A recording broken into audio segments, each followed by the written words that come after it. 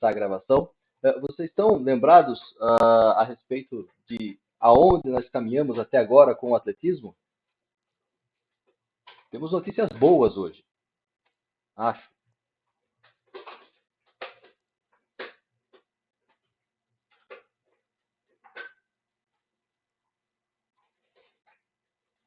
Vamos lá, para tentar refrescar a memória de vocês. Desde o começo do semestre até agora, o que a gente acabou fazendo com o atletismo? A gente passou pelos aspectos históricos, a gente viu a questão do atletismo para crianças, como é que funciona, e aí a gente entrou nas modalidades propriamente ditas. Né? Uma primeira modalidade que foi trabalhada foi a marcha atlética, certo? Então a gente começou com uma prova de rua, que era a marcha, e daí a gente foi para as provas de pista. As corridas rasas, as corridas de fundo e as corridas de meio fundo. Né? E mesmo quando a gente chegou a falar das corridas de fundo, a gente tratou também de algumas provas de rua, que são as provas de 5, 10 quilômetros, a maratona e a meia maratona, certo? E ainda tem lá as outras maratonas, as corridas através do campo, onde a gente vai encontrar o cross country, essas modalidades aí. Aí a gente foi para as provas de campo, propriamente ditas, né, que ocorrem dentro do estádio, que são os saltos, né? Então a gente viu lá salto em altura, o salto em distância, o salto com vara, o salto triplo, e aí a gente entrou, né, nos arremessos e lançamentos. Nos arremessos e lançamentos, a gente já chegou a ver o peso, a gente chegou a ver o disco, a gente chegou a ver o dardo, e falta qual modalidade para a gente ver?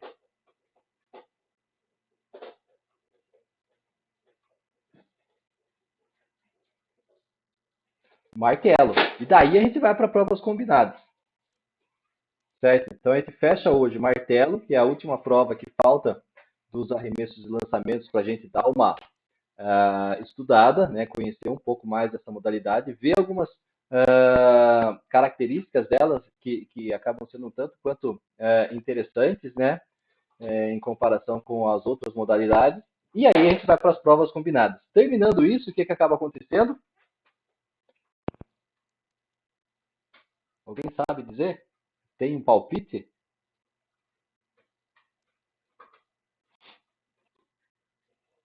Ela já está programada, né? Lá para a semana do dia 8 ao dia 14, correto?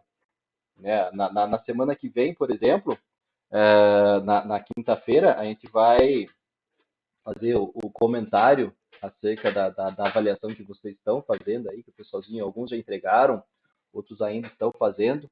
Então, a gente vai ter esse comentário em torno das perguntas e a gente vai começar uma coisa que eu acabei conversando com alguns alunos e aí surgiu essa ideia e eu achei até bem legal a ideia, que é dar continuidade ao PID.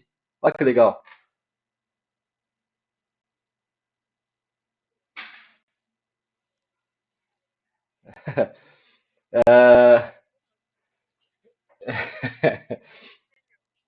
Porque assim, qual que acaba sendo a parte rica do programa de iniciação à docência? É vocês pensarem como fazer para as crianças a adaptação de todos esses conteúdos que vocês acabavam vendo e praticando nas aulas da faculdade, correto? Então, vocês pegavam as corridas e adaptavam essas corridas para um outro universo, que daí é o universo da criança que está iniciando no esporte. Então, a ideia é que nas próximas 2 a 3 semanas, deixa eu só ver aqui no meu calendário se é isso mesmo.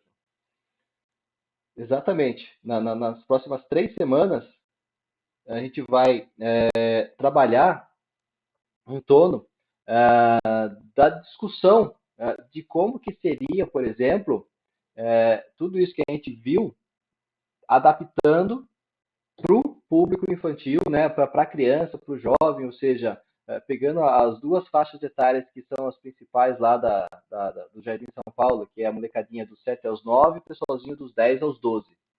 Então, como é que a gente vai funcionar? Até então, a gente dividia vocês em grupos e dentro dos grupos vocês faziam as discussões lá e depois vinham conversar comigo. Na verdade, a gente vai fazer a sala inteira, né? Todo mundo que está presente daí no dia da aula, a gente vai discutindo. Então, eu vou fazer a proposta, e aí, em torno dessa proposta, a gente vai pelo chat, né, pelo chat, pontuando quais seriam as possibilidades, quais seriam as ideias, e nesse ponto a gente vai fazer o quê? Elaborar o que seriam esses planos de ensino, né, tal qual eles seriam feitos, por exemplo, no PID de vocês, né, mas no sentido de fazer com que tudo isso que a gente está vendo online se aproxime mais ainda daquilo que seria o prático, né, no que diz respeito ao trabalho com as crianças. E aí, no retorno das aulas práticas, o que vai acontecer? Provavelmente, não sei também como que vai ser isso, mas quando forem, quando nós formos realizar, quando forem permitidos, quando nós formos realizar essas aulas práticas no período das datas que forem realizadas para nós, separados para a gente realizar essas atividades práticas, o que a gente vai fazer? A gente vai ver não só aquilo que seria realmente realizado na aula prática de vocês, na aula na quinta-feira, mas a gente vai também, nesse período, pegar os planos que vocês elaboraram online e a gente põe em prática no que seria, por exemplo, a aula teste, certo? Então, eu acho que aí fica legal o negócio, aí começa a ter um pouco mais de liga aquele conteúdo nosso que começou a ser desenvolvido principalmente na questão online, né? Não sei, aí eu preciso da opinião de vocês, o que vocês acham? Se vocês falarem, professor, isso é besteira, a gente pega e larga. Fala, não, então não vamos fazer isso, vamos ficar tocando música semana que vem.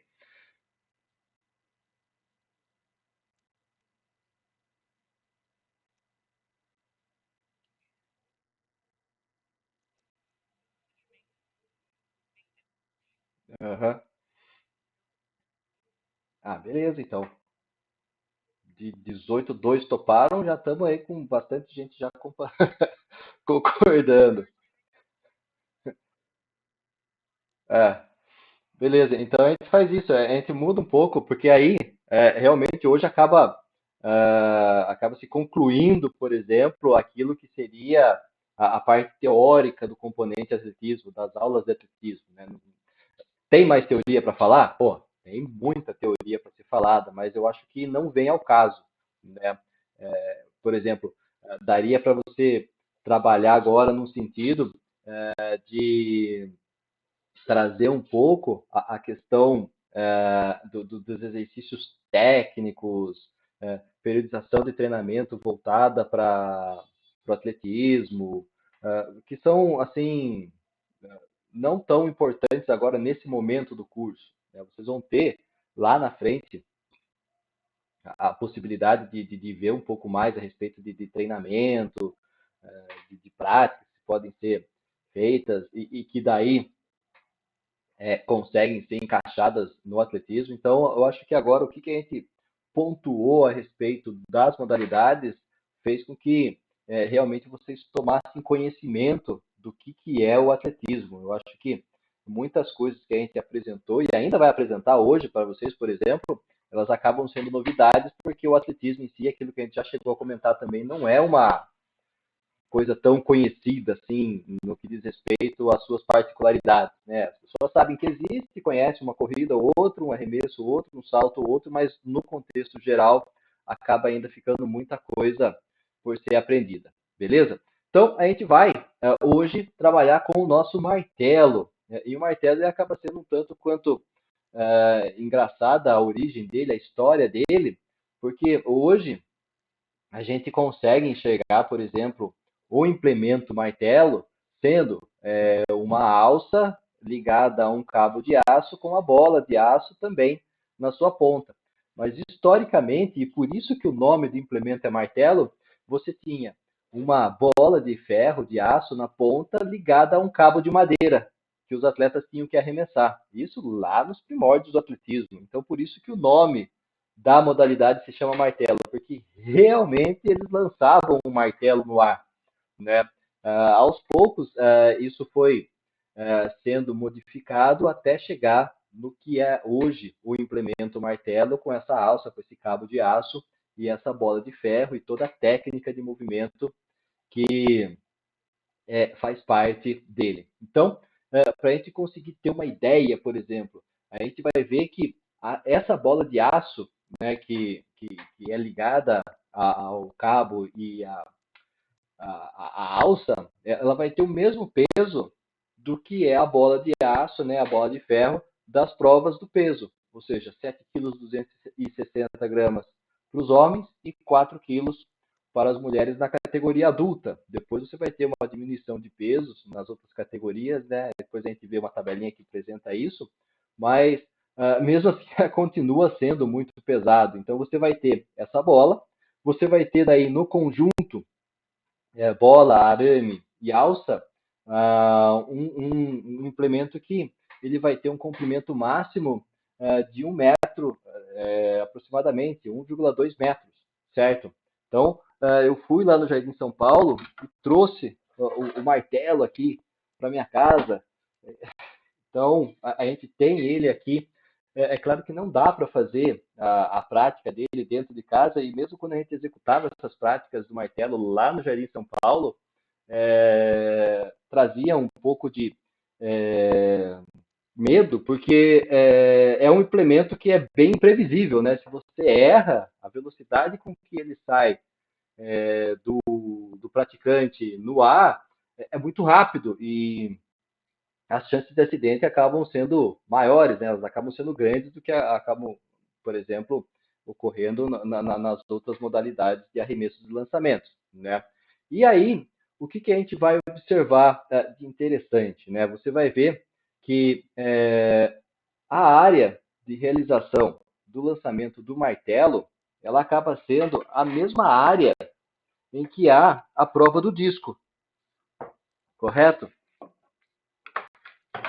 Só que o que acaba sendo interessante, e aqui nesse slide aqui, você acaba vendo essas duas áreas, a área de lançamento do disco e a área de lançamento do martelo. Só que a área do lançamento do disco, ela é maior do que a área de lançamento do martelo. E aí, como é que faz para que haja a possibilidade de você fazer esse uso compartilhado dessas duas áreas de prova? Se você for ver aqui, ó, nessa linha externa, é a linha que representa a área do lançamento de disco, ou seja, um diâmetro de 2,5 metros. A hora que você vai para essa outra linha interna, você vai ter a área do martelo, 2,135 metros, certo? De diâmetro. Essa diferença. Fala. Tá. Aí já não sei. O, o resto do pessoal tá vendo o slide, não tá? Ah, veja aí, veja aí. Às vezes tem que sair, voltar, alguma coisinha assim pode ser feito. Não, sair do computador, não sair da sala que você tá. Aquilo que você se levantou aí, não, fica aí. Então, a gente vai ter essa diferença que vai existir de uma área e outra, que ela vai ser preenchida, na verdade, você vai ter um adaptador de metal que é colocado em torno dessa circunferência para que você tenha o tamanho certo para a realização da prova do martelo. A hora que a gente compara, por exemplo, esse diâmetro da área do martelo é o mesmo diâmetro da área do peso. Aí você pergunta para mim, pô, se eu tenho que colocar um adaptador na prova de disco para que o martelo possa usar a mesma área circular do disco, só que tendo que diminuir esse tamanho, e a área circular do martelo é a mesma do disco, do peso, por que eu não faço a prova de martelo na área circular que é do peso? Vocês saberiam me dizer por que não dá isso?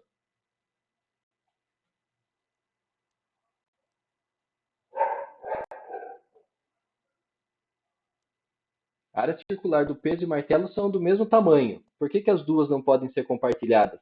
Eu tenho que compartilhar lá do disco.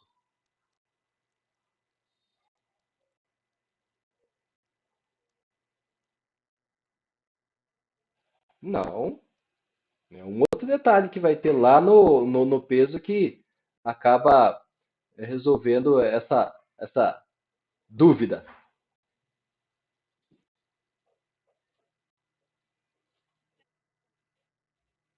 Oi? Quem? Oi? Como? Exatamente. Na prova do peso, você tem a existência do anteparo, bem aqui nessa região. E ele é fixo.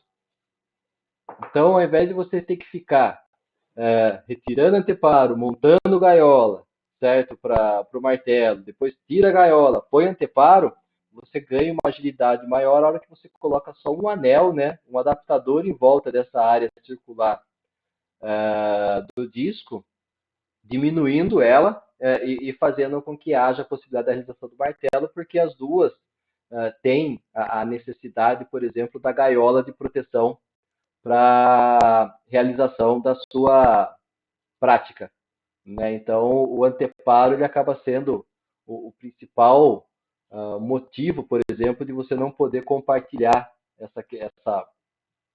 essas duas áreas, apesar de elas serem do mesmo tamanho. Uma segunda justificativa também se encontra na necessidade de você ter que colocar a gaiola, beleza? Vamos ver então como que é esse negócio aí, essa prova do disco aqui. Deixa eu só acertar o vídeo aqui bonitinho.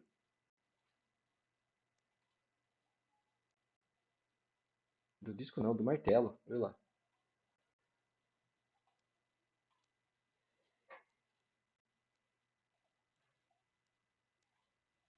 So it's not going to be an improvement, no.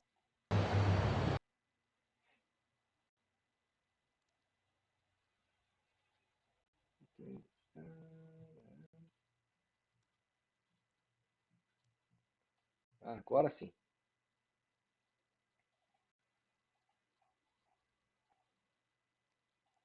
Então, a hora que a gente vê aqui no vídeo aqui, vocês vão estar observando uma prova do lançamento do martelo, né? Então, eu quero ver se vocês estão ligados, se vocês estão espertos. Qual que seria a primeira etapa, né, a primeira fase da realização do martelo?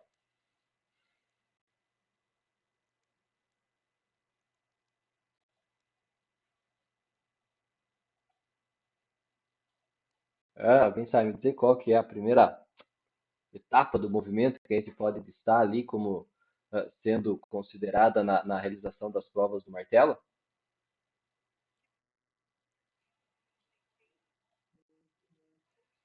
Ai, ai, ai. Eu vou dar um jeito de bater vocês online. É exatamente, dona Ellen, empunhadura. Eu venho falando da empunhadura desde lá do peso, ó, a primeira fase do movimento que vai acontecer nas provas dos arremessos e lançamentos é a empunhadura, porque você vai ter o implemento que deve ser seguro, então você vai ter diferentes maneiras de realizar a empunhadura em cada uma das provas. A gente viu a diferença que existe, por exemplo, da empunhadura no peso para o disco, os três tipos de empunhadura que acontecem no dado, e no martelo não acaba sendo diferente, né? No martelo você vai ter um tipo de empunhadura só, de modo que, obrigatoriamente, essa empunhadura deve ser feita nessa alça.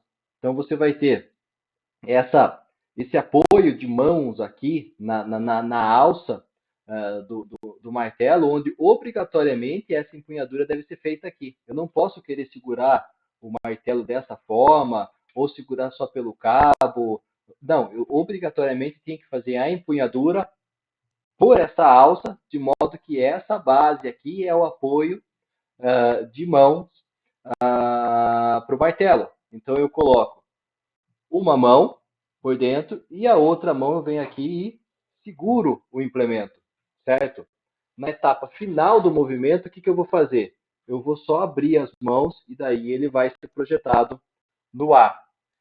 Uma coisa que acaba sendo interessante, na prova do martelo, é a única prova em que há a permissão do atleta que realiza o arremesso, que realiza o lançamento, de utilizar luvas. Né? No peso você não pode usar luvas, no dardo você não pode usar luvas, no disco você não pode usar luvas. No martelo você pode usar luvas, mas apenas na mão que vai diretamente ter o contato com a alça, né, do martelo.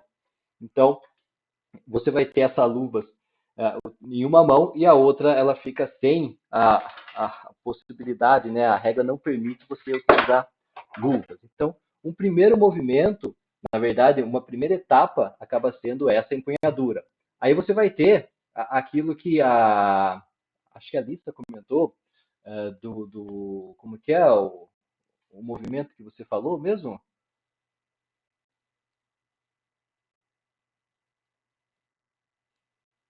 Isso, pêndulo, pêndulo, pêndulo. Na verdade, ele vai ter uma outra nomenclatura, porque quando a gente pensa em pêndulo, a gente pensa em uma coisa que vai de um lado para o outro, de um lado para o outro, certo? Isso aí não, ele gira. Então, você vai ter, na sequência da empunhadura, a necessidade de pôr o martelo em movimento, né? E assim, nessa questão de pôr esse martelo em movimento, você vai fazer um movimento giratório em que essa bola de aço ela vai passar por cima e abaixo da sua cabeça girando. Você vai fazer aí de 2 a 3 movimentos rápidos para que esse implemento ele ganhe velocidade. Né? Vamos ver aqui no vídeo. Ó. Esse movimento que o atleta está fazendo, certo? Esse movimento que o atleta faz, ele acaba sendo chamado de molinete. Sabe, igual molinete de pescar? Né? Qual que é a dinâmica do molinete de pesca? Você gira para recolher a linha. No caso do lançamento do peso, você gira para ele ganhar velocidade. Né? E a partir do momento que ele ganha velocidade, você vai para a terceira etapa do movimento. Nessa terceira etapa do movimento, a gente vai ter aí sim o deslocamento. De modo que esse deslocamento obrigatoriamente vai ser de maneira, vai ser em giro, né? Vai ser de maneira rotatória. Então, rotacional, de maneira rotacional. Então você vai ter esse atleta realizando daí esse giro para daí ele ir para uma penúltima etapa do movimento. Qual que seria a penúltima etapa do movimento?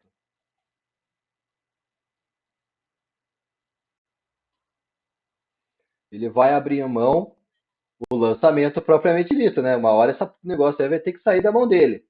Então eu quero que vocês prestem atenção numa coisa interessante que acaba acontecendo no lançamento do martelo. Por que eu falo isso?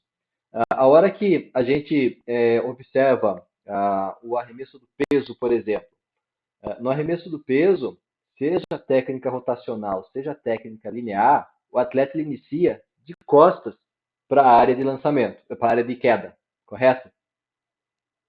Então ele está na área circular, ele está olhando, por exemplo, para as arquibancadas e a área de queda está atrás dele. E aí ele inicia o movimento, seja girando, seja de maneira linear, mas mesmo da maneira linear ele vai fazer um giro de corpo, que na etapa final do movimento ele faz a projeção desse implemento no ar, mas de maneira que ele termina de frente para a área de queda. Correto? Vocês conseguiram lembrar dessa imagem? A hora que a gente vai, por exemplo, para o lançamento do disco, é a mesma coisa. Você só vai poder fazer esse lançamento de maneira rotacional e o atleta também começa de costas para a área de queda. Ele começa de costas, ele faz o giro e termina de frente para a área de queda com a recuperação. O dardo, o cara já começa de frente correndo. Né? Então ele começa de frente e ele termina de frente.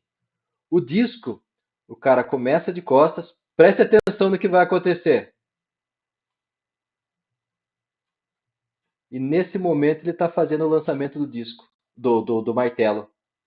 Então ele termina meio que lateralmente, quase que de costas para a abertura da grade de proteção, ou seja, ele fica de costas na parte final do movimento, que é o momento em que esse martelo sai da mão dele em relação à área de queda. Então, a forma como o término desse movimento em relação às outras modalidades, ele é totalmente diferente, né? Uma coisa que vocês vão perceber que está relacionada com essa questão dos pés, esse atleta aqui ele não teve lá muita sorte na etapa final do movimento dele, porque ele fez a empunhadura, ele fez o molinete, ele fez o deslocamento em giro ou deslocamento de forma rotacional, ele terminou o lançamento, e aí, para finalizar de vez a tentativa dele, ele tem que ter a fase de recuperação, ou seja, ele tem que parar, né? Ele vai permanecer girando. Então ele tem que parar esse movimento dentro dessa área circular. Vamos ver se ele conseguiu? Olha o pezão dele aqui como que tá.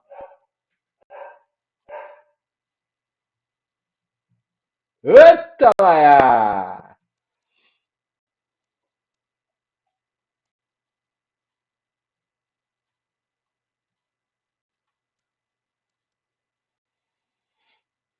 Então você vê que ele acabou excedendo o limite que é permitido pela área circular para o lançamento, e com isso ele acaba invalidando o lançamento dele. Ele não foi desclassificado, ele só perdeu esse lançamento, né? A hora que vocês olham, por exemplo, essa geração de caracteres.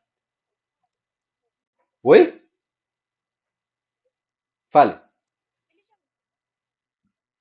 Sim, mas a tentativa ela só finaliza a partir do momento que o implemento toca no chão e o árbitro ele dá como válido ou não o lançamento. Então, qualquer movimento que ele faça dentro dessa área circular e que ocasione em ir além dos limites estabelecidos por aquela área circular, se não houve ainda essa validação ou não do lançamento, ele pode estar fazendo com que esse lançamento seja invalidado, que foi o que aconteceu com ele. O martelo saiu da mão, foi embora, mas aí ele se desequilibrou e pisou fora. Aí o lançamento é invalidado, né? Então aí você pega aqui, você vai ter o xizinho aqui na primeira tentativa dele.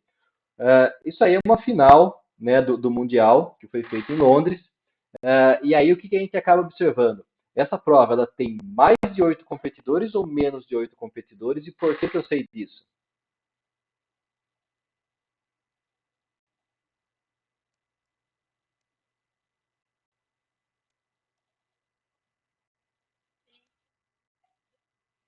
Será? O que acontece?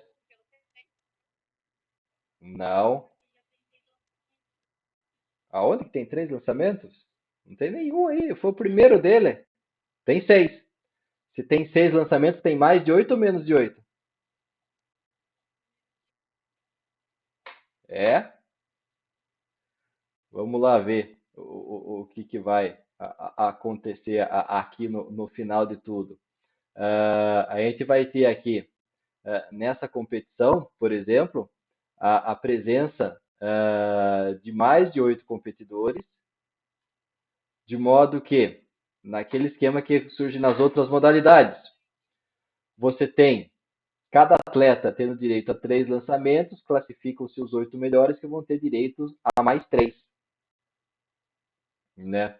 Então, aqui a gente tem essa distância alcançada por esse atleta aqui de 75 a 87, que fez com que ele fosse para a etapa seguinte na oitava colocação, né? Então, ele tem que procurar melhorar isso para conseguir ter condições de subir nessa sua classificação. Será que ele conseguiu aqui? Vamos ver? Olha lá. Molinete, giro, lançamento, recuperação. Não melhorou nada, nada, nada, nada, nada.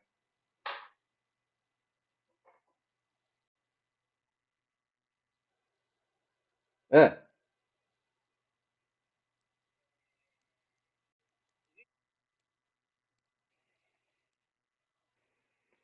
possibilidade do quê? Claro que tem. Na verdade, aconteceu isso no ano passado, numa competição na Índia, em que a organização ela errou, né, nos horários das práticas, e enquanto estava havendo a prova do lançamento do dardo, de um lado da pista, de um lado do estádio, do outro lado eles deram início à prova do martelo. Então o atleta lançou o martelo e acabou acertando o árbitro o dardo que no fim acabou não resistindo à pancada, né? Porque 7 quilos na cabeça não é fácil não, né? Então, mas foi um erro de organização, né? Um erro de organização. Então, boa parte dos acidentes acabam acontecendo realmente por negligência, né? Qualquer tipo de acidente, ele acaba muitas vezes ocorrendo porque houve aí uma falta de cuidado em algum momento, por isso que ele acabou acontecendo, né? Beleza, então, voltando aqui para a nossa telinha, né? Vocês conseguiram ver, então, a, a questão das etapas do movimento, né? As fases do movimento. Então, a gente tem lá na primeira fase a questão da preparação para o lançamento com a empunhadura, o molinete, o giro, né? Ou seja, nesse deslocamento rotacional, o lançamento propriamente dito e a conclusão do lançamento. Aqui a gente tem a questão dos pesos, né? Então, você vai ter, por exemplo, no feminino, a bola mais leve, 3 quilos, né? No sub-18, no masculino, 5 quilos, ainda assim acaba sendo pesado esse negócio. A questão dos comprimentos do implemento por si só, né? Então, a gente vai ter tudo isso ligado nessa prova, tudo isso relacionado com essa prova. Então, aqui nesse slide, a gente tem tudo aquilo que eu já cheguei a falar para vocês, essa questão de você fazer a empunhadura com as duas mãos na alça, do giro que é feito para o molinete, depois o giro na parte rotacional, né, para que haja o deslocamento e lançamento propriamente dito. Então, a gente vai ver que, da mesma forma que acontece nas outras provas, a aferição da distância ela é feita da mesma maneira que é feita para o disco, para o martelo, né, e para o peso. É a primeira marca que o implemento deixa no chão, apesar de que esse implemento é um dos poucos que a hora que ele cai mesmo, né, não vai ficar quicando, rolando em lugar nenhum, ele bate no chão e fica mesmo, porque é muito pesado. E aí eu queria fazer um exercício com vocês básico, e aí eu preciso de vocês, né? Uma comparação, né, uma tabelinha entre as 4 modalidades de arremesso que a gente fez, para que fique bem claro na cabeça de vocês as diferenças que vão existir entre elas, né, no que diz respeito ao local da prova, a técnica do movimento e as empunhaduras. Perfeito? Eu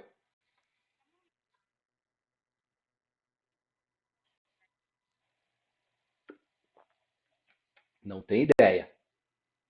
Não tenho ideia, não tenho ideia. Nunca assisti nenhum lugar assim que fizesse um cálculo, de velocidade de implemento, mas eu acho que é rápido, né? É rápido, é rápido.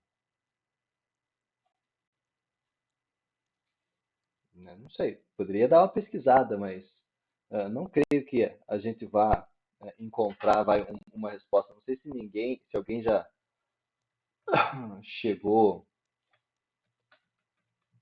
a calcular isso.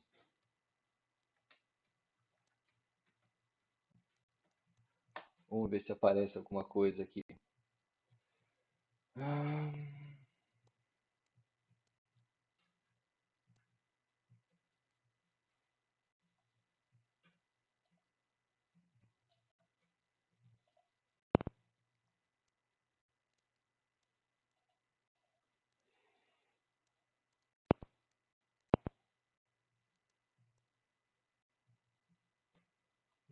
Não,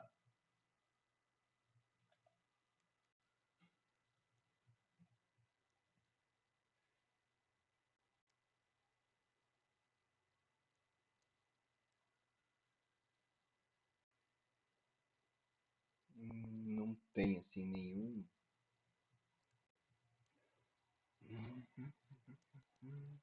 A velocidade aqui que é colocado no estudo que eu encontrei é por metros por segundo. Então, não teria assim. Ângulo de torção, tempo, velocidade média angular. Não tem assim um valor preciso vai para te dizer. Mas é rápido. Eu acho que não é uma coisa assim que acaba sendo tão relevante, né? Mas acaba sendo realmente rápido. Beleza. É, podemos ir lá então para o nosso exercício lá? O que eu queria ver com vocês então? Nessa comparação de peso, disco, dardo e martelo, no que diz respeito ao local de prova, como é que vocês podem dizer para mim como que é as diferenças que vão existir, por exemplo, nesse local de prova? A gente já chegou a comentar alguma coisa hoje, né, a respeito dessas áreas. Então, como que é o local de prova do peso?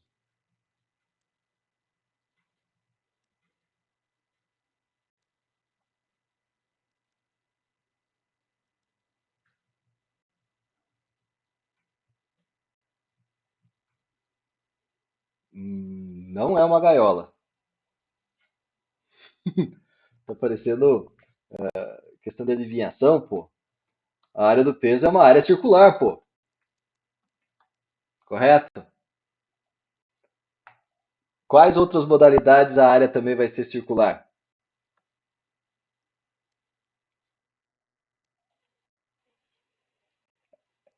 A gente vai chegar nela.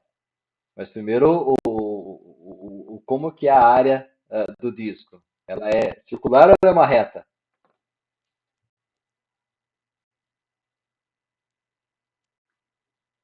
O martelo também é uma área circular. A gente acabou de ver, né? Do martelo, tá fresca na memória, pô. Também é circular. Disco também é circular, pô. Se a do martelo é circular, eles compartilham da mesma área, né? Então você vai ter exatamente o local da prova. E o dardo?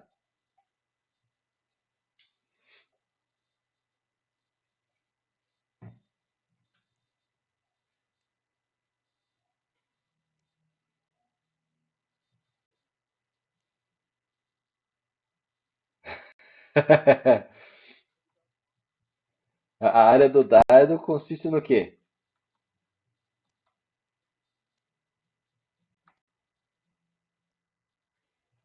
Uma reta. Porque se a gente fala pista, dá para se confundir, por exemplo, com as provas de pista mesmo, das corridas.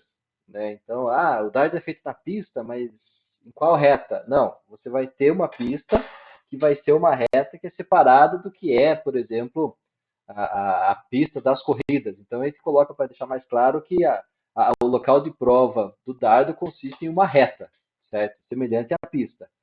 Aí é que entra a questão das particularidades. Qual que é a particularidade que existe, por exemplo, nessa área circular do peso? Ellen, cadê você? Exatamente, o anteparo, certo?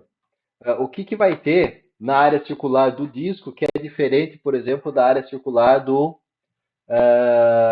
peso? Não. Cadê a lista?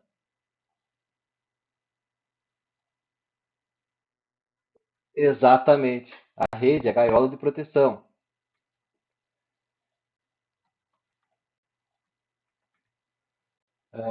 No dardo você só vai ter essa reta, não vai ter nenhuma outra coisa a mais que a diferencie, né? Só o fato dela ser uma reta já é uma diferença. No martelo você vai ter gaiola de proteção também.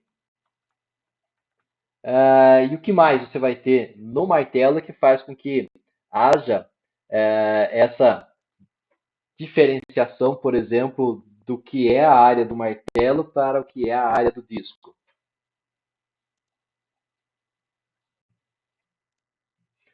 Exatamente. A existência de um adaptador para diminuição da área de lançamento em relação às provas de, de disco. Então a gente já conseguiu meio que diferenciar o local de prova de cada uma dessas modalidades. Por que isso acaba sendo importante?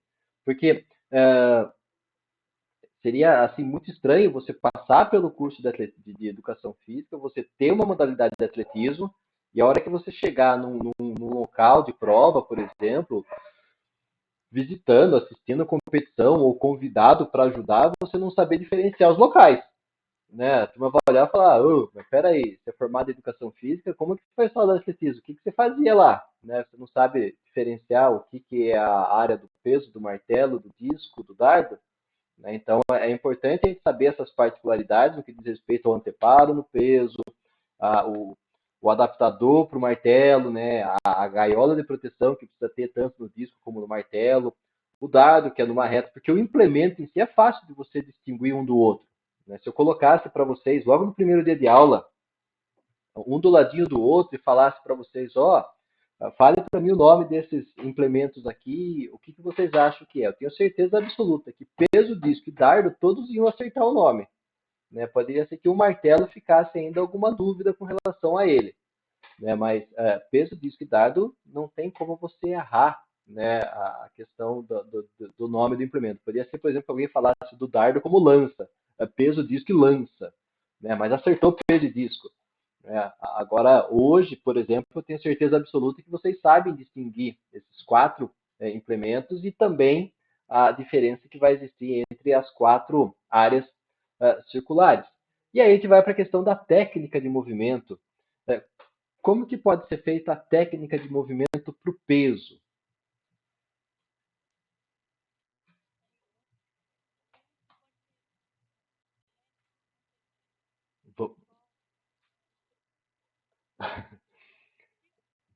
Tem, tem. Essa questão do reto aí, a gente vai chamar ele de técnica linear.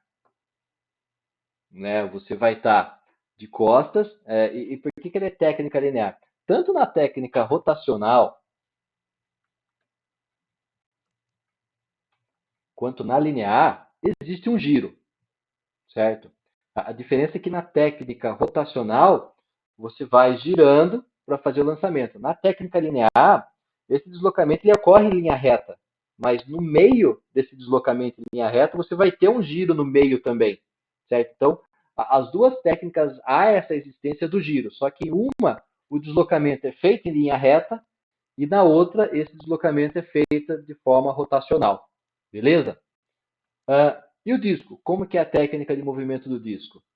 Só tem uma.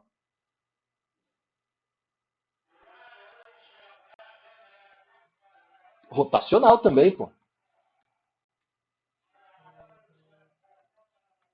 Então, o lançamento do disco, ele vai ser feito de maneira rotacional, que é a mesma forma que vai acontecer com o martelo.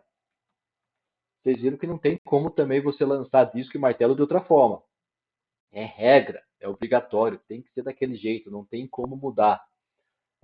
E o que muda, por exemplo, aqui na questão do dardo? Qual que é a diferença, então, do dardo que faz com que ele seja distinto dessas três outras modalidades?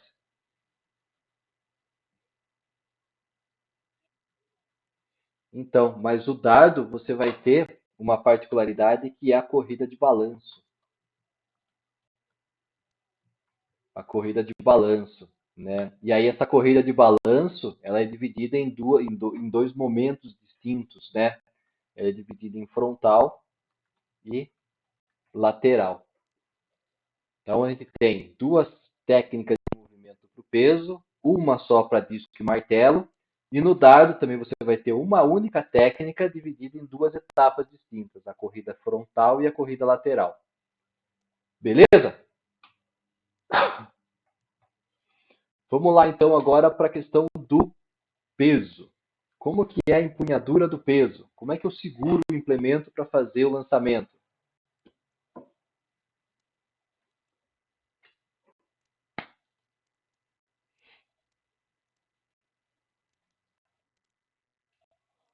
Com uma mão só. Exatamente.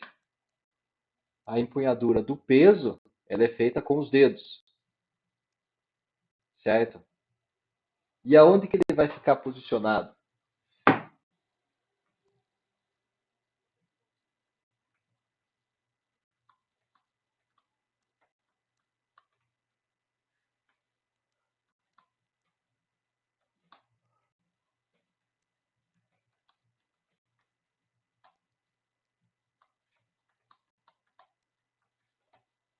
Então você vai apoiar, você vai fazer essa empunhadura com os dedos, apoiando o peso no pescoço entre, ou seja, acima da linha do ombro e abaixo da linha da orelha. Beleza? E o disco?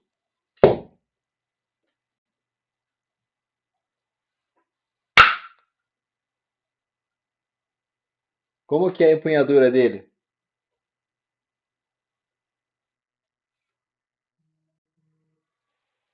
Na verdade, a gente vai ter, dois posicionamentos que a gente colocou como sendo lá do avançado e do iniciante, correto? Mas a empunhadura em si, ela acaba sendo feita da mesma forma, né? Você vai ter o disco apoiado na palma da mão, com os dedos dando sustentação para o movimento. Na verdade, eu vou ter aqui ele bem na palma da minha mão aqui, e aí eu vou ter principalmente essas primeiras falanges aqui sendo responsáveis por fazer com que ele fique sustentado, correto? Eu só não posso virar assim, porque se eu virar e soltar essa minha mão de baixo aqui, vai cair na mesa aqui e vai fazer um estrago muito grande. E o dardo? Como que pode ser a empunhadura do dardo?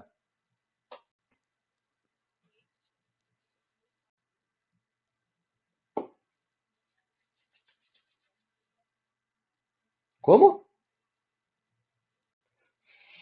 Finlandesa, meu Deus do céu. Não, vamos guardar esse nome. Finlandesa, né? Porque em prova, meu Deus do céu, já apareceu tanto país.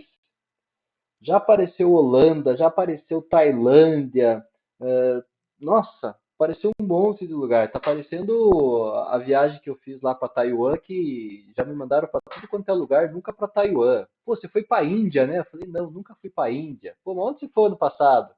Fui para Taiwan. Ah, pensei que era a Índia. Eu falei, não, nada a ver com Índia, é longe, passou longe. Então, finlandesa, qual outra? Americana, exatamente. V ou garfo. E qual que é a diferença das três?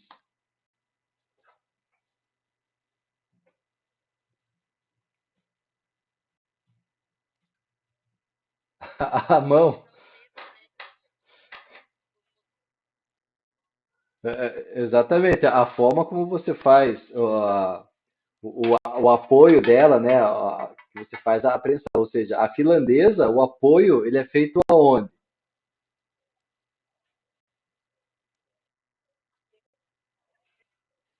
Na verdade, na finlandesa, o apoio ele vai ser feito no indicador, correto? É aqui, ó.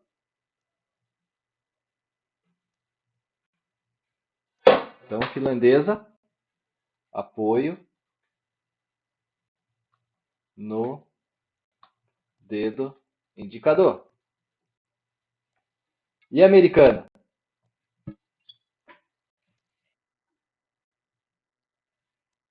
Exatamente.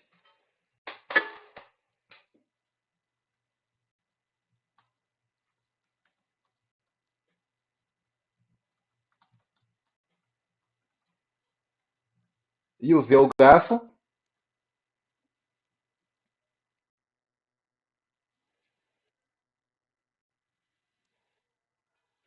Exatamente.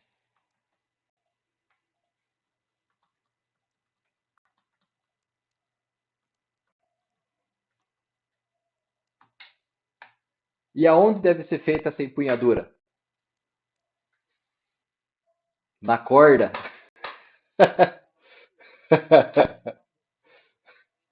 Aqui no pessoal da noite, outro falou, segura no negócio preto. Eu falei, preto, né? Uma aula inteira falando.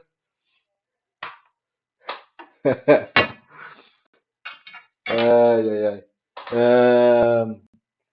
deve ser realizada obrigatoriamente no encordoamento do dardo. Beleza? E para a gente fechar a questão do martelo, como que é a empunhadura do martelo, a gente acabou de ver, tá? Acho que é para estar fresco na memória. Com ambas as mãos. Aonde?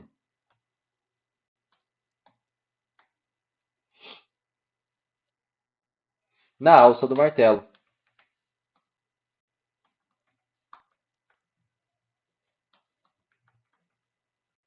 Olha que maravilha. E aí tem uma tabelinha aí diferenciando todas as modalidades. Beleza? De boa?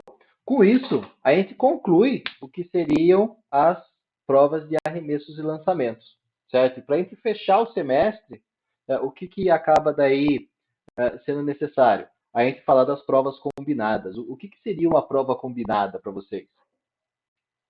Eu ganho hoje, você ganha amanhã?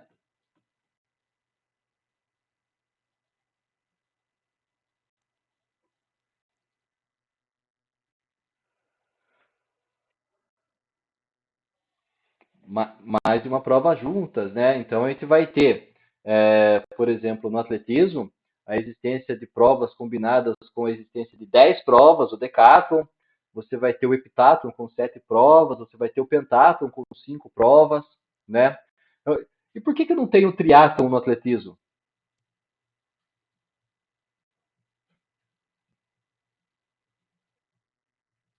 Oi? O que tem a bicicleta? Exatamente. No triatlo você vai ter a corrida, a natação e o ciclismo, sendo que natação e ciclismo são outras modalidades que não fazem parte do atletismo. Então, muitas vezes acaba tendo essa confusão em se entender, por exemplo, o triatlon e imaginar que ele faz parte do atletismo. Não, o triatlon não faz parte do atletismo. Ele é uma prova combinada, mas é uma prova combinada entre esportes diferentes, esportes distintos, a corrida, a natação e o ciclismo. No calendário olímpico, você vai ter também a existência do pentatlo moderno. Né? E o que vai ter no pentatlo moderno? Você vai ter também a combinação de outras provas que também não fazem parte do atletismo. Só para vocês terem uma ideia, né? O pentatlo moderno ele consiste do hipismo, da esgrima, da natação, do tiro esportivo e da corrida. A única prova que é realmente relacionada ao atletismo é a corrida. As outras são esportes também diferentes. Então, o que a gente vai entender no caso das provas combinadas do atletismo? Que para ela ser pertencente ao atletismo, ele vai ter que ter apenas provas, né, modalidades que são realmente do atletismo.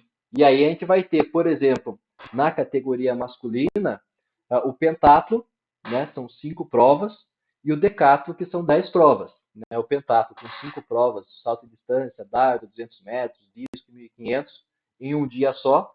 E o decatlo com 10 provas que são divididas em 2 dias consecutivos. Normalmente essas provas acontecem no final das competições de atletismo. E normalmente elas ocorrem no sábado e domingo, logo na sequência. Então, terminou o sábado, no domingo já começa o segundo dia de competições. Né? A hora que a gente vai pro, pro feminino, a gente vai ter o heptatlo, que são 7 provas, 4 em um dia e 3 no outro, e o decatlo também, igual ocorre no masculino, com 10 provas diferenciadas. Beleza? Agora, para a gente conseguir entender um pouquinho mais dessa modalidade aí, dessas provas combinadas, o que eu precisava ver com vocês, né? Se realmente ficou claro para vocês isso durante o semestre, durante o atletismo. O que eu procuro encontrar, por exemplo, nas provas de pista? Qual que é o objetivo do atleta nas provas de pista?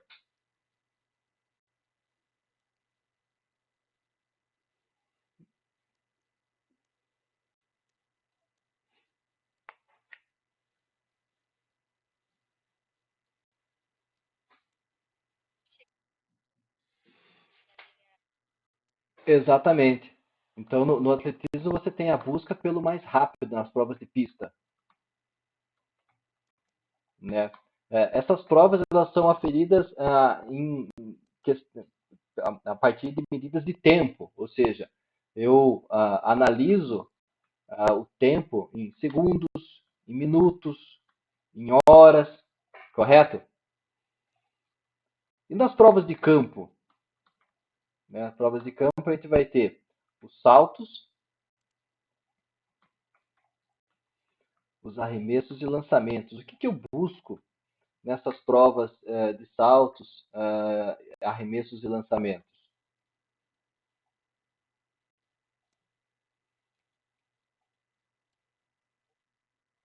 Oxa,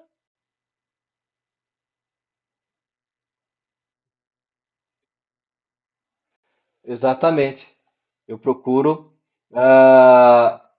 busca pela distância, seja uma distância em que eu salto, ou seja, a distância em que eu lanço alguma coisa ou arremesso alguma coisa, de modo que essas distâncias elas são medidas em centímetros e metros, beleza? E nas provas combinadas, o que eu procuro? Se não, eu procuro mais rápido, na outra eu procuro o que vai mais longe, né, ou o que lança mais longe. Nas provas combinadas, o que eu procuro?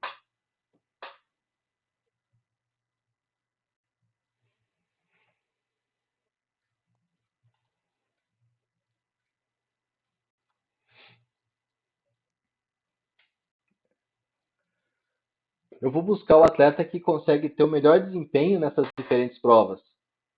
Se nas provas de pista a classificação se dá por meio do tempo, nas provas de campo a classificação se dá por meio da distância, nas provas combinadas a classificação se dá por meio do acúmulo de pontos.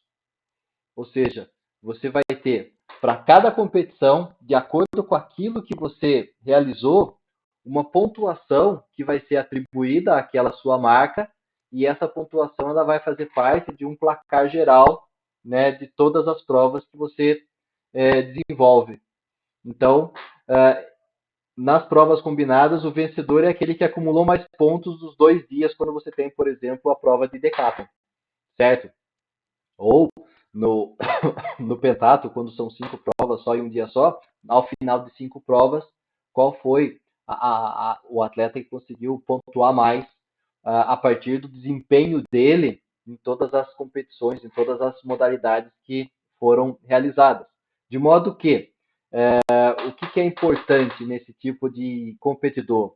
Ele não pode ser o especialista em apenas uma prova. Na verdade, ele tem que apresentar uma certa regularidade em todas as provas. Então, não adianta nada ele ser o melhor velocista que tem e nas outras provas ele não conseguir ter um desempenho satisfatório. Né? Ele vai acumular bastante ponto em uma modalidade só e nas outras a quantidade de pontos que ele acumula acaba sendo poucos. Então, ele precisa ter uma regularidade maior. Então, nessas provas combinadas, o vencedor ele sempre acaba sendo aquele atleta que consegue ser o mais regular em todas as modalidades que são desenvolvidas, certo? Agora, vamos imaginar o seguinte: Decathlon, 10 provas. Como é que vai ser a organização desse negócio aí? Como é que eu sei que hora que começa uma prova, que hora que começa a outra? Vai ter intervalo para descanso? Posso ir almoçar? Volto? Como é que funciona, será? Como é que vocês organizariam isso?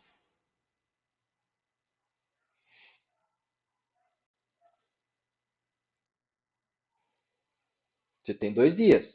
5 provas num dia e 5 provas no outro.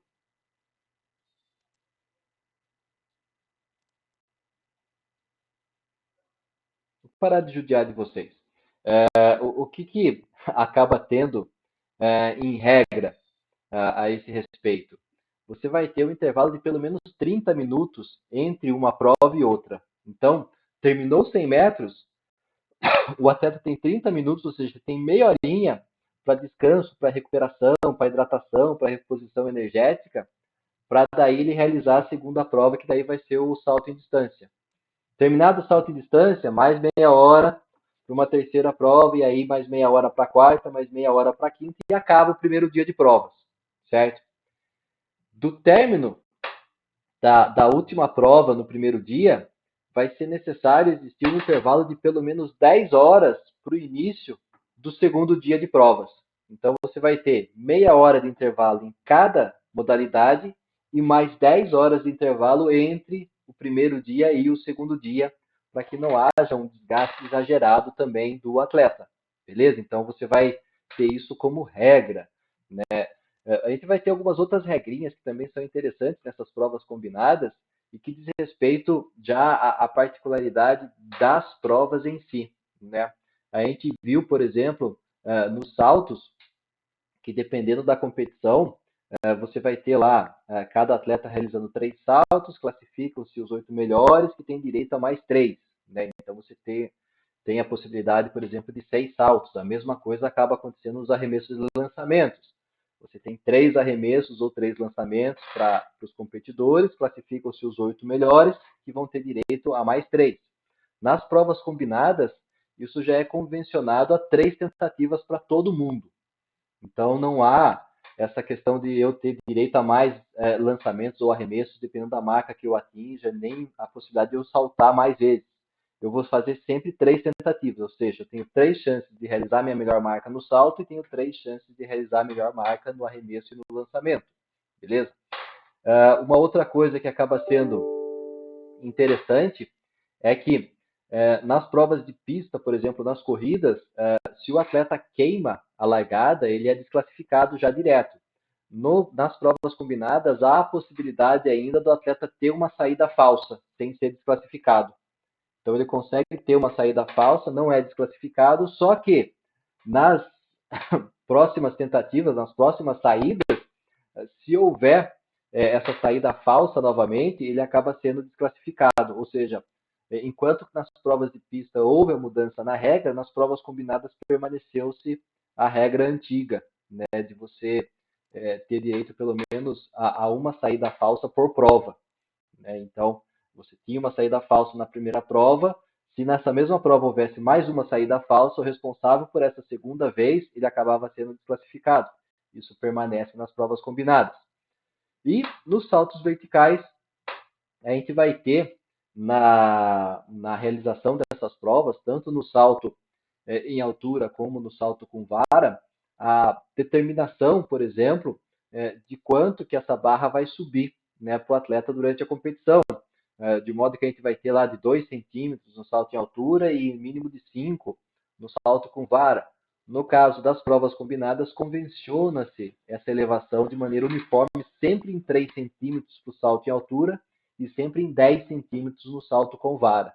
Então não tem nenhuma diferença, igual acaba acontecendo, por exemplo, no salto com vara e salto em altura, quando ele é realizado de maneira isolada, em que às vezes o sarrafo sobe 2 centímetros, às vezes ele sobe 5 centímetros, às vezes 4 centímetros, ou no salto com vara, que às vezes sobe 8, 6, né? Então, há essa variação de acordo com a organização de prova. Nessas, acaba sendo já um valor único padrão estabelecido. Beleza, povo? Alguma dúvida, alguma pergunta?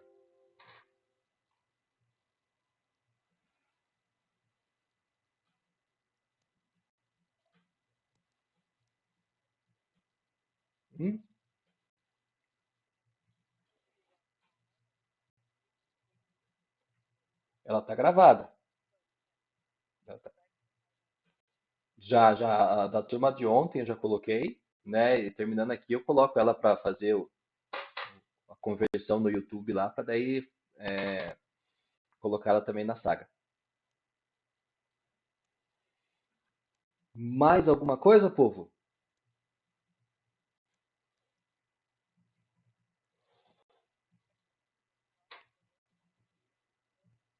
Então, fechando essa prova que vocês estão fazendo agora, né, que encerra nesse domingo, a gente vai ter a próxima avaliação disponibilizada para vocês no dia 8. Daí vai ter do dia 8 ao dia 14 para preenchimento dela. Né? Daí do dia 8 ao dia 14 o preenchimento, no dia 18 a gente conversa, faz as correções direitinho, e aí a semana do dia 22 ao dia 26 a gente vai deixar ela realmente específica para casos especiais, né? Aqueles que não conseguiram média, tiveram dificuldades com internet, tudo isso a gente acaba se organizando nessa semaninha do dia 22 ao dia 26. Isso se o governo ou a prefeitura de Sorocaba não inventar nenhum feriado louco aí, né? E agora está surgindo essa leva nova de feriados aí, emendados, de antecipação de feriados. E caso isso aconteça, a gente vai ter que se reorganizar no que diz respeito ao calendário. Certo? Mas daí eu aviso vocês. Oi? Não, até dia 24. De 18 a 24.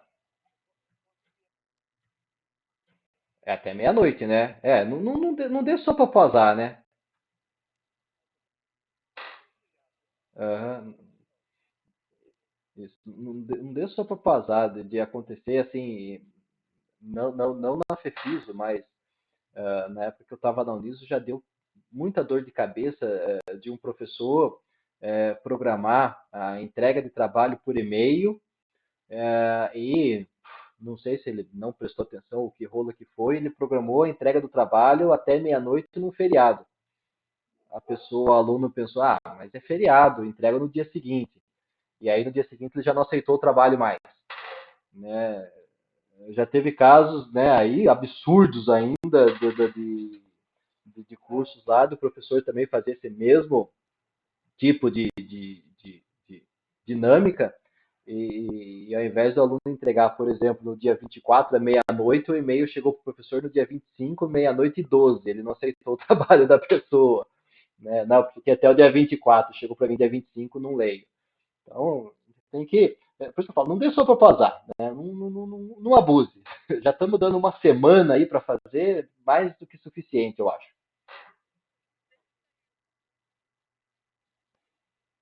Não, não, não.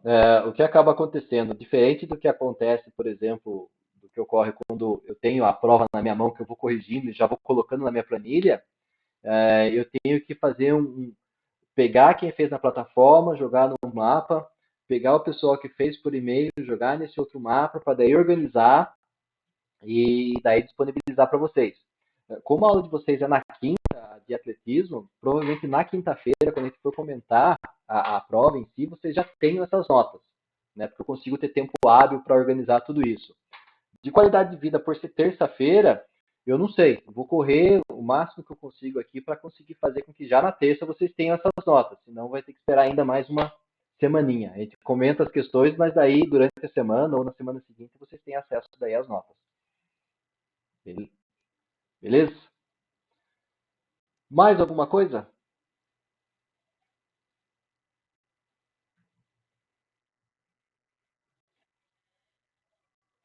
Ah, maravilha, maravilha.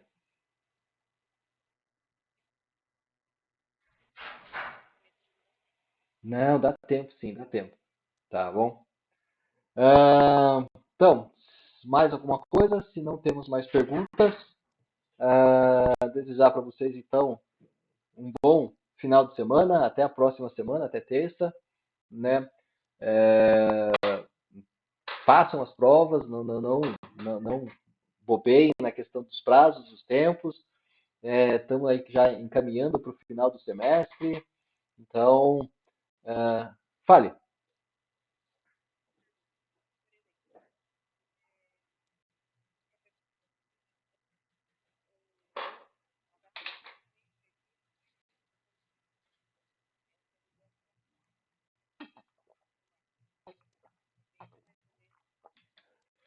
Não. Eu estava conversando isso essa semana, não lembro com qual turma, que tem muita coisa para a gente ainda que está no ar, né? A gente ainda está com muita incerteza, principalmente com relação ao próximo semestre. Vai ter o retorno, sim, mas esse retorno vai ser presencial, vai ter que permanecer ainda por um tempo online. E se for possível, por exemplo, esse retorno presencial vai ser todo mundo ao mesmo tempo, ele vai ser parcial, vai ser ainda feito de uma maneira mais, como que eu posso dizer, com menos alunos ao mesmo tempo, né? Uma coisa que eu acho, e isso é uma opinião minha, eu tenho quase que certeza absoluta que o semestre que vem a gente vai ter todo mundo mascarado em sala de aula, se for presencial. Né? O professor vai estar dando aula de máscara, os alunos vão estar usando máscaras. Eu acho que isso vai fazer parte dessa rotina, pelo menos até o final do ano, por exemplo. Então, a gente aí tem que meio que pensando aí nesse sentido, né? É uma coisa que eu estou falando, não foi discutido ainda pelos professores e nem o Massari fez nenhum tipo de comunicado a respeito. Mas eu meio que espero isso, né? Essa necessidade de máscara para todo mundo, uh, álcool gel espalhado pelos corredores, né? Vai ter essa, putz, esqueci a máscara, e agora? Não entra. Então vai ter que ter uma máscara descartável para oferecer, igual vocês têm aquela carteirinha provisória que vocês imprimem na secretaria quando vocês esquecem a carteirinha, vai ter que existir também a máscara descartável para quando vocês esquecerem a máscara na hora de chegar na faculdade. Então, a gente vai, nesse momento, da mesma forma que aconteceram com as aulas, a gente vai ter que se reinventar. Né? A gente vai ter que se reinventar. Essa questão das práticas, a gente não sabe ainda como que vai ser essas práticas, né? Se na sala todo mundo está de máscara, não pode ficar muito aglomerado. Imagino, por exemplo, o Rubens com a aula de lutas, em que todo mundo fica grudado no outro praticamente, fazendo os movimentos, né? Então, a gente tem que ir com calma, vamos com cautela e aos poucos a gente vai se organizando e se encaixando nessa nova rotina, nessa nova realidade. Certo, pessoal? No mais, então, um abraço para vocês. Qualquer dúvida, podem mandar e-mail, podem mandar mensagem. Não lembro, acho que eu passei para vocês o WhatsApp meu já também, não passei? A Sabrina, a Sabrina tem. Qualquer coisa vocês podem estar pedindo. A Jéssica falou que passou. A gente coloca aí de novo, para caso haja necessidade, alguma urgência, né? Vocês entrem em contato, não esquecendo que o DDD é 15. Mas, no mais, então, desde já, então, uma boa semana, um bom final de semana. Abraço para todos e até mais. Tchau, tchau.